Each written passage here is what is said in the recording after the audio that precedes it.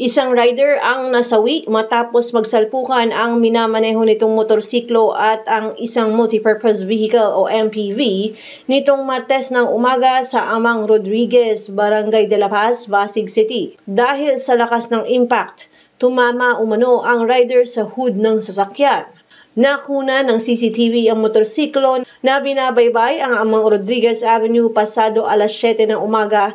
Ayon sa mga otoridad, nabangga ng motorcycle rider ang isang gray Toyota Avanza na papaliko sa isang bodega sa lugar. Dahil sa lakas nga ng impact, tumilapo ng rider mula sa kanyang motorsiklo at sumampa sa ibabaw ng Avanza na agad na ikinamatay nito. Sinabi ng mga bystanders sa lugar na mabilis ang takbo ng motorcycle rider at posibleng hindi na nakita ang pagliko ng sasakyan kahit naka-on ang signal light. Ayon naman sa isa sa mga saksi, parang may sumabog na bomba na magbanggaan ng dalawang sasakyan. Samantalang sa impormasyon ni Police Major Loreto Tigno ng Pasig City Police, mukhang nagulat umano ang biktima na hindi niya na inaasahang kakaliwa ang MPV kung kaya't hindi na ito nakapag-react o nakapagpreno. Ayon sa isang traffic enforcer na tumugon sa insidente, ngayon lamang umano siya nakakita ng naiwan sa hood ang katawan ng rider. Kakaharapin ng driver na nasa kustodiya na ng polis ang kasong reckless imprudence resulting to homicide at damage to property. Nabatid naman sa kaibigan ng nasawi na pauwi na umano ang rider galing sa Ortigas dahil inahatid ang anak nito sa trabaho. Inabot ng mahigit 3 oras bago tuluyang nalinis ng mga otoridad ang lugar ng insidente. Naging mabigat din ang daloy ng trapiko sanhi nito.